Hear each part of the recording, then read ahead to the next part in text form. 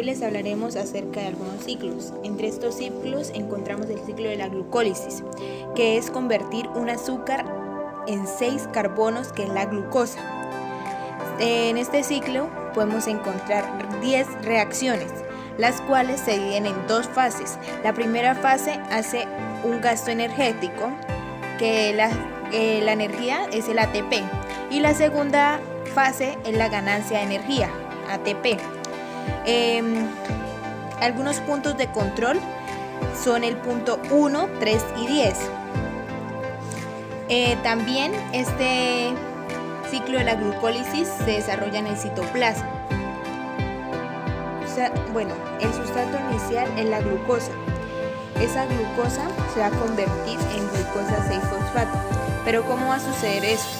Gracias a una fosforilación, en la que la glucosa pasa a otra glucosa en el carbono 6 por la enzima hexoquinasa. Este proceso es irreversible y ese grupo fosfato se va al carbono 6 de la glucosa. Por eso vamos a obtener un resultado de glucosa 6-fosfato. Aquí sucede una pérdida de energía, en la cual el ATP, que es la que nos da energía, se va a convertir en ADP, que sucede la pérdida de energía. Como ya tenemos convertida la glucosa 6-fosfato gracias a la hexoquinasa, que es la enzima que nos ayuda, vamos a procesar a que se convierta esto en una fructosa 6-fosfato. ¿Esto qué va a suceder? Gracias a una isomerización por una enzima que es la fosfohexosa isomerasa. Entonces, como dijimos, se obtiene glucosa 6-fosfato. Esa glucosa 6-fosfato va a pasar a ser fructosa 6-fosfato. Esto, aquí comenzaría el segundo paso, en el cual sucede una isomerización. Esto sería, ¿cómo pasa a ser fructosa 6-fosfato? Gracias a una enzima. Esa enzima se llama fosfohexosa isomerasa. Y entonces, como se ha dicho muchas veces, que hacer fructosa 6-fosfato. Esa fructosa 6-fosfato pasa a ser fructosa 1,6-bifosfato. Aquí ya comenzaríamos el tercer paso, en el cual sucede una fosforilación. En esta fosforilación el carbono 1 y 6 se adhieren a un grupo fosfato. Aquí, en este paso, sucede una pérdida de energía. El ATP se convierte en ADP. Y en este paso, la enzima que actúa sería la enzima sería la fosfofructoquinasa. Como resultado sería la fructosa 1,6-bifosfato, como se ha dicho. A partir del cuarto proceso vamos a mirar una ruptura. Esa ruptura va a suceder gracias a la aldosa. Aquí iniciamos la segunda fase de la glucólisis. Sucedió una ruptura. A partir de esa ruptura, en el quinto paso se va a observar una isomerización. Aquí en esa ruptura se obtuvo una deshidroxiacetona y un gliceraldehído. Ese gliceraldehído se obtuvieron 2. Entonces, a partir de ese gliceraldehído que se obtuvieron 2, se va a hacer el proceso. Aquí el ciclo va a ser doble. O sea que donde haya obtención de energía, la obtención de energía siempre se va a mirar doble. Ese gliceraldehído va a pasar a ser 1,3-fosfoglicerato. Como ya se mencionó el quinto paso, que era la isomerización, ahora pasamos al sexto paso, que va a haber una ganancia. En este paso sexto va a haber una ganancia energética, en la cual es doble y es oxidorreducción. ¿Cómo transformamos esa en 1,3-fosfoglicerato? Gracias a una enzima que se llama gliceraldehído 3-deshidrogenasa. Como se dijo, aquí hay ganancia de energía, entonces aquí el NAP se convierte en NADH. ¿Por qué NADH? Porque como había una molécula de hidrógeno flotando, esa molécula de hidrógeno se une a ese NAD y por eso nos queda convertida en NADH. Y pues obtenemos el resultado que dijimos que era 1,3-fosfoglicerato, gracias a la enzima que se mencionó anteriormente. Pasamos al séptimo paso. En este séptimo paso se va a observar una hidrólisis. Entonces, en esa hidrólisis también va a haber ganancia de energía y porque el ADP se convierte en ATP. ¿Por qué en ATP? Pues porque el ATP produce energía. La enzima que actúa aquí sería fosfoglicerato isomerasa. Gracias a esta enzima nos queda convertida en 3-fosfoglicerato. Ese 3-fosfoglicerato va a pasar a ser 2-fosfoglicerato. Aquí ya entraríamos en el octavo paso, en el cual existe una isomerización, que la isomerización es una modificación de la estructura. ¿Quién nos ayuda a que esta quede transformada? ¿Qué enzima nos ayuda a que esta quede transformada en 2-fosfoglicerato? Una enzima llamada fosfoglicerato mutasa. En el noveno paso, que es la oxidación, que existe una pérdida de hidrógenos, queda convertida después en desde que pasó a 2-fosfoglicerato va a quedar convertida en fosfonolpiruvato gracias a la endolasa. De aquí, del fosfonolpiruvato, aquí va a generarse el piruvato. Entonces ya entraríamos al décimo paso, en el cual ocurre la hidrólisis. En ese décimo paso va a haber una ganancia también de energía, en el cual el ADP se va a convertir en ATP. Aquí ¿qué enzima nos ayuda a que se convierta en piruvato? La piruvatoquinasa. Bueno, y aquí se forma el piruvato.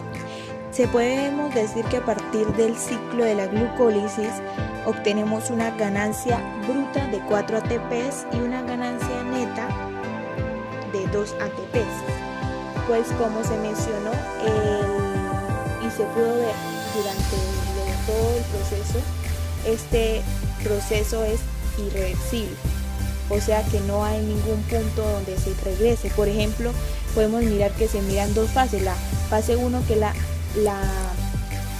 donde no se produce energía, y la fase 2, donde hay una producción energética. O sea, aquí no hay ninguna reversión ni nada, porque cómo vamos a devolvernos a que se produzca energía en la fase 1, entonces aquí no podría haber reversión. Volviendo al punto final, entonces a partir del piruvato pasamos a la otra ruta metabólica, que es otro proceso, que sería el ciclo de Krebs, donde actúa el acetilcoenzima A. Bueno, en este proceso seguimos con el ciclo de Krebs. Este ciclo de Krebs se desarrolla en la mitocondria. Comenzamos con el piruvato, que nos dio anteriormente el piruvato. Ese piruvato lo vamos a convertir en acetilcoenzima A. En realidad el ciclo de Krebs inicia con el acetilcoenzima A. Este acetilcoenzima A se junta con el oxalacetato y serán manipulados por la enzima citratosintasa. Este proceso aquí se hace una condensación, ya que se toma una molécula de agua y se agrega a la molécula de acetilcoenzima A para generar el citrato, y se pierde una enzima que sería la coenzima SH, que tenía el acetil. Bueno, en el segundo paso, ya después de que queda se le quita la enzima, ocurre la condensación. Entonces, gracias a la enzima que nos ayuda a transformar, esta queda convertida en citrato. Ese citrato será procesado por otra enzima que sería la conitasa. Aquí se desarrolla un proceso de deshidratación. ya que se pierde una molécula de agua. Aquí obtenemos un resultado gracias a la enzima conitasa. Aquí tenemos el resultado de la cis-aconitato, el cis-aconitato.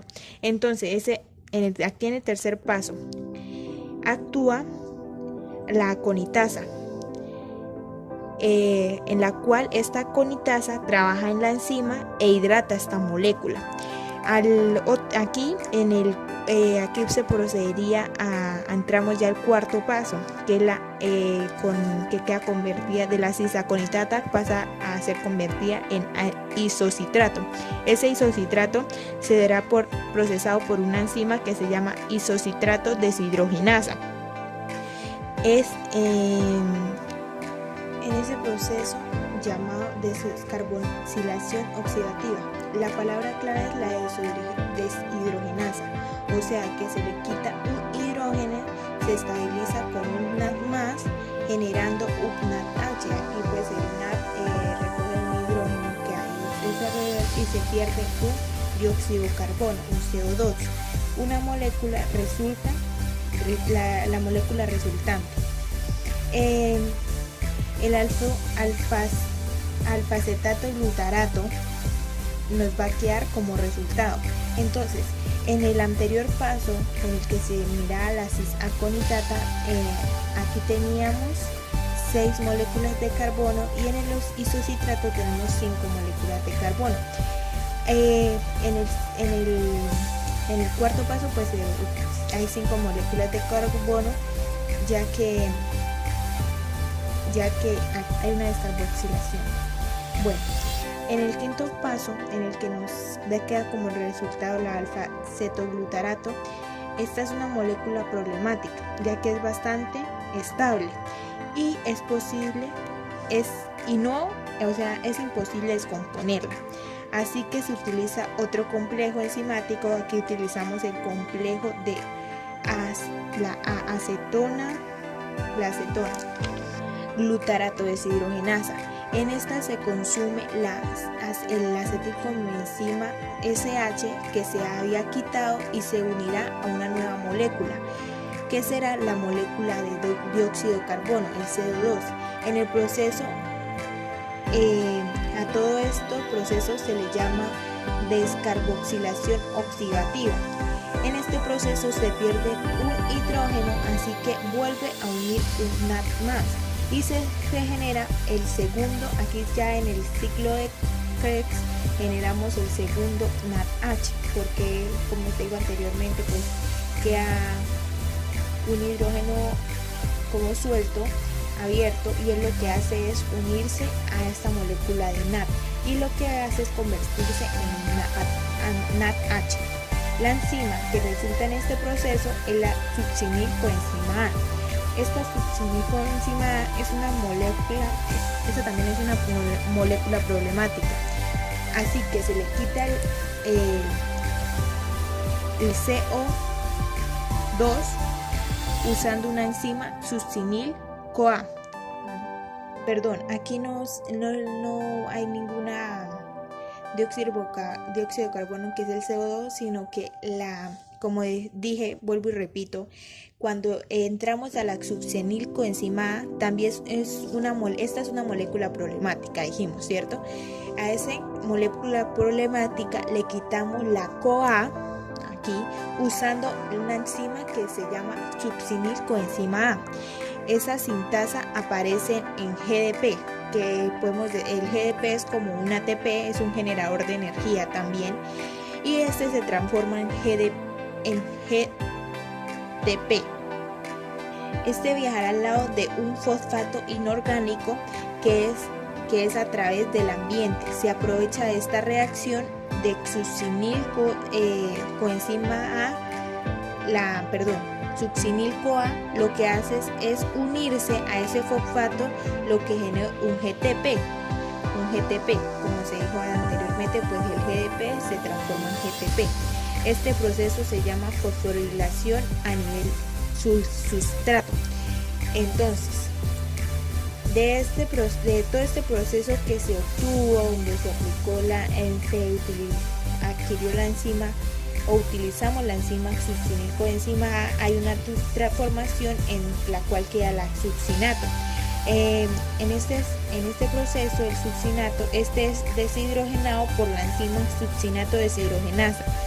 Por lo general, los hidrógenos que están libres no generan NAD+, sino que generan FADH2 a través de los FAD. Entonces, pues hacemos de cuenta que es un NAD.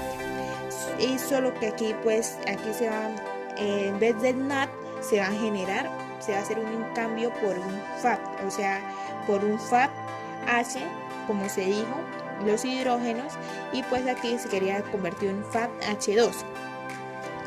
Después gracias a las enzimas que nos colaboran aquí queda el fumarato. Este fumarato se hidrata y se coloca como una molécula de agua por medio de la enzima fumarasa. La que nos ayuda aquí es la enzima fumarasa, como lo acabé de decir, y pues aquí se convierte en malato. El malato se deshidrogenará por la enzima malato deshidrogenasa. El hidrógeno resultante genera un NAD+, y este se transforma en NADH. Aquí el malato se va a transformar en oxalacetato. Esto sucedió debido a la enzima que nos ayudó anteriormente, que fue la malato deshidrogenasa. El oxalacetato reacciona con el citrato sintasa y el acetilcoenzima A para generar el citrato, que se observa en el primer paso del ciclo de Krebs, porque el ciclo de Krebs se vuelve a repetir el proceso, pero aquí este proceso no es reversible, ya que su misma palabra lo dice, y lo que hace es hacer un proceso de generación de energía. Entonces pues aquí pues obtenemos como resultado 2 GTP, 2 ATP, 6 NAD y 2 FAD2. En total son 27 ATPs y 3 NAD. Bueno, miraremos la ruta de las pentosas fosfato. Este proceso ocurre en el citosol celular. Es una ruta que es degradativa, oxidativa de la glucosa, que produce NADPH, coenzima utilizada en un ácido graso, y ribosa 6-fosfato. Síntesis de nucleótidos con fines anabólicos. Esta ruta de las pentosas fosfato tiene dos fases, en la cual hay una fase oxidativa y una fase no oxidativa. Bueno, la fase oxidativa, en esta fase partimos de 3 moléculas de glucosa 6-fosfato que van a ser oxidadas obteniendo NADP, y se va a convertir en NADPH, y su enzima es la glucosa 6-fosfato deshidrogenasa. Esto da lugar a 3 moléculas de 6-fosfogluconolactosa que actúa una enzima introduciendo una molécula de agua y desprende un protón, la lactonasa, y da lugar a 3 moléculas de 6-fosfogluconato, que es oxidado, y se utiliza una coenzima de NADP, que es reducido a NADPH. La fase que ocurre no oxidativa, en esta se obtienen 3 moléculas de ribulosa 5-fosfato, puede ser transportada. La primera actúa la fosfopentosa isomerasa, se transforma en ribosa 5-fosfato, se va a la ruta biosíntesis de nucleótidos, que puede ser utilizada para sintetizar ácidos nucleicos. Actúa otra enzima, que es una fosfopentosa epimerasa, y da lugar a 2 moléculas de celulosa 5-fosfato. La molécula de celulosa 5-fosfato y ribosa 5-fosfato con la actuación de una transcetolasa son transformadas en gliceraldehído 3-fosfato y también en una molécula llamada pseudomectulosa 7-fosfato. Esas dos van a ser transformadas en transaldolasa en una molécula de fructosa 6-fosfato y una molécula de eritrosa 4-fosfato. La celulosa se va disminuyendo, o sea, que esta sobra es transformada por transcetolasa junto con la eritrosa, que en fructosa 6-fosfato y en un gliceraldehído 3-fosfato. Bueno, ya hablaremos acerca del ciclo de Corin, también llamado el ciclo del ácido láctico. Este es una ruta metabólica sencilla donde sucede en el citosol del citoplasma. Cuando nos referimos al ciclo de Corin, debemos pensar en dos cosas importantes. En el músculo, donde vamos a convertir glucosa en piruvato y piruvato a lactato. Y en el hígado, donde vamos a convertir ese lactato que tenemos a piruvato y ese piruvato a glucosa, ¿cierto? La actividad muscular requiere energía. Esto se produce cuando hacemos una actividad de ejercicios, porque cuando hacemos en ejercicio lo que hacemos es que nuestro cuerpo tiende a consumir energía, que es el ATP, muy rápido. Entonces entramos a glucólisis anaeróbica. Cuando entramos a esta glucólisis anaeróbica, ¿qué nos referimos con esto? A que hay cuando no tenemos oxígeno, y cuando no hay oxígeno, ese piruvato que formamos en la glucólisis, en vez de entrar al ciclo de Krebs, lo que hace se va a convertir en lactato. ¿De dónde proviene esa glucosa? Del músculo. Entonces, ¿qué hace la glucosa? Se almacena en el músculo como glucógeno. Forma 2-lactato, acordándonos que esta enzima utiliza NADPH y pues aquí quedamos con NAD. Ahí están las dos lactato formadas. El lactato va por la sangre. Al ingresar al hígado y es lactato con la misma enzima, lactato deshidrogenasa. Esa sería la enzima, la lactato deshidrogenasa. Pero ahora no vamos a utilizar el ANH, vamos a utilizar el NAD, que es el NAD. La reacción inversa se convierte en piruvato lactato en piruvato, y este se convierte en glucosa.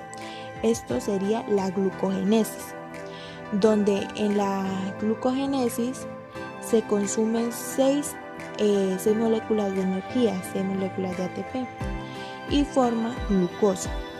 Esa glucosa se regresa al músculo y ocurre lo mismo siempre cuando se está haciendo ejercicio, y pues de un momento a otro se deja de hacer ejercicio. ¿Qué sucede? Pues esa glucosa se almacena y va a formar glucógeno. Si necesitamos glucosa, de nuevo entra el proceso de glucogénesis, y esa glucosa que formamos en el hígado simplemente va a regresar al músculo. A la derecha tenemos el músculo, ¿cierto? Y a la izquierda el hígado. Esto se puede decir que se llama un ciclo porque lo que hace es pues dar una vuelta, ¿cierto? Empezamos con la glucosa, que proviene del glucógeno almacenado, ¿Qué es glucógeno?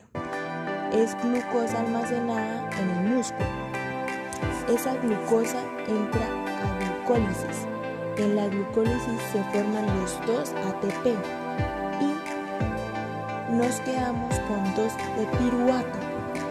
Por cada molécula de glucosa formada se forman 2 de piruvato o lactato deshidrogenasa. Si necesitamos glucosa, ese glucógeno entra a la glucogenólisis para generar glucosa. Esa glucosa se libera como glucógeno fosfato y por medio de la fosfomutasa, una enzima que no es importante, se va a convertir en glucosa 6-fosfato. Esto es en el músculo. Esa glucosa 6-fosfato entra a la glucólisis, el proceso de glucólisis. Todos los pasos de la glucólisis y forma el piruvato. Una vez que tengan piruvato formado, el piruvato o el lactato, ¿cuál es la enzima? Lactato deshidrogenasa utiliza NADPH y se queda con NADE. Ese NADE va a regresar a la glucólisis para que siga funcionando una vez tenemos el lactato formado, va a dirigirse a la sangre, va a pasar por la sangre, se transporta y llega al hígado, y en el hígado se va a convertir el lactato a piruvato. Ocurre un inverso con lactato hidrogenasa. Una vez tenga formado el piruvato, ese piruvato entra a la glucogenólisis. Se va a formar glucosa en el hígado y forma glucosa, y esa glucosa atraviesa la glucólisis. Se forma lactato, regresa al hígado, se forma glucosa y así sucesivamente este ciclo. Recordemos que el músculo no nos ayuda cuando estamos en hipoglucemia, porque cuando estamos en ayuno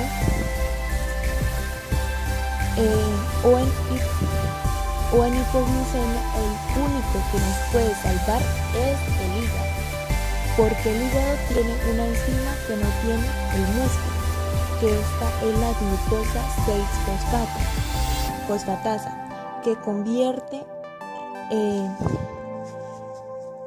la glucosa 6-fosfato en glucosa. Esa glucosa va a la sangre a restablecer los niveles de glucosa. El músculo no tiene la enzima glucosa 6-fosfato, entonces por eso no puede hacer el mismo proceso que hace el hígado.